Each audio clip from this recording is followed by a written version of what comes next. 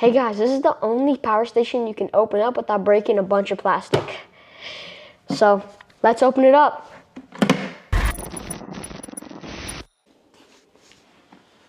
Hey everybody, welcome back to RandomFix. So I've been trying out these Comvolt power stations for over 2 years now, and I was so impressed with the quality of this, I decided to use this in my Sprinter camper build, and I'm really glad I did. And the reason I'm actually doing this video is because I'm going to be taking these apart for the very first time, and this is the very first power station that I've had that's going to allow me to do that. As my son mentioned earlier, most power stations like this are made out of plastic, so you can't really service them. Another advantage of the Comvolt power station is going to be the sheer capacity versus the weight and volume. So these two have a similar power rating. However, this has more power and is about 49% smaller, slider. So on the screen, I'm going to display some specs for you guys, so you guys can go ahead and just quickly take a look at these two. And I'm going to start taking this apart. There's really not going to be a lot to this.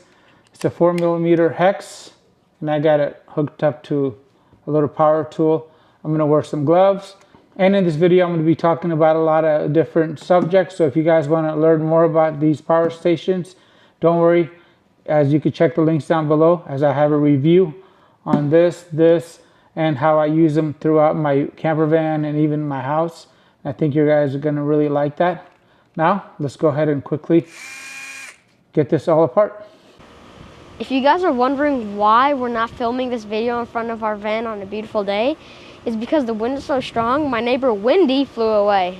Since tearing down the 2200 was so easy, I felt like tearing down the 4200 and to give it a try to see how easy it is to tear down this one too, so I can give you a side-by-side of both. So actually it's kind of a treat to me because I love working with this tool. So let's check it out. So I just want to quickly show you guys this, and this is why I love Comvolt, is because of the weight versus power density. This is the 2200, which we saw was about 49% smaller than the plastic station that I showed you guys earlier. And to make things even more interesting, this one has 4200 watt hours, and it is only 2 inches longer and a 1/4 inch taller. So they're almost identical, except for that 2.5 inches, but almost double the capacity. Are you ready to go and show what's on the inside? Okay, yes. 3, 2, 1. Oh, ready? Okay, so let me show you guys the 2200 really quick. Up here we got the DC ports, and there's a board, everything soldered to it. We got a total of 4 cells that are running from side to side. And you guys are going to see a complete difference in the 4200. And there's some extra electronics down here. Here's going to be those 2 fans. There's going to be some sort of charge controller. I think this is for the solar, as the solar port is on the other side right here. It's XT60 connection, rated for up to 400 watts. We have a 6 AWG cable here, rated for up to 200 degrees Celsius, going to the Anderson connection, and 5 fuses right here on the board. And I did notice that there's going to be a little bend on this one for some reason. And we have a lot of empty space around this area. Now compare this to the 4200, and we have the cells running side to side now. Here's going to be the BMS, and here's going to be all the bus bars connecting everything. Anderson connectors back here. We have those AC ports right here.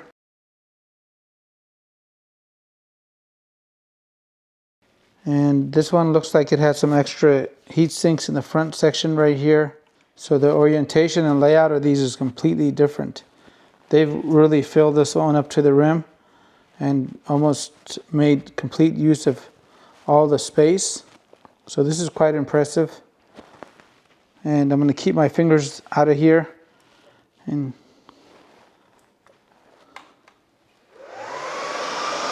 this one over here appears to have 2 more fans in the front section right here.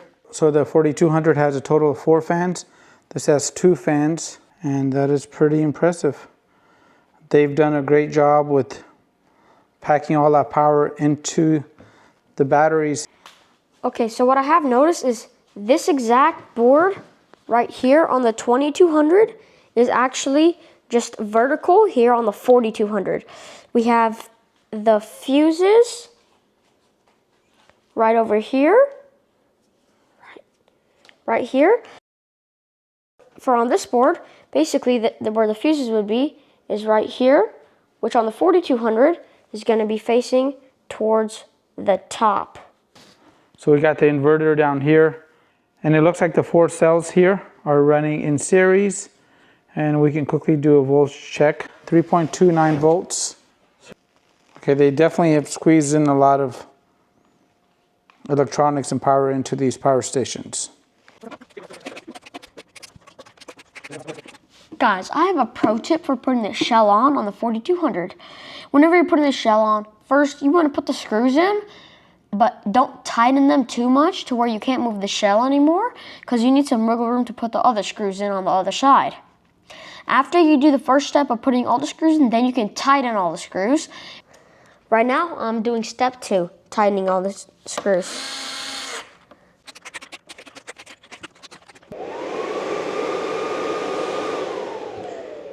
Boom, the case is back on, and the performance of the hardware is A1.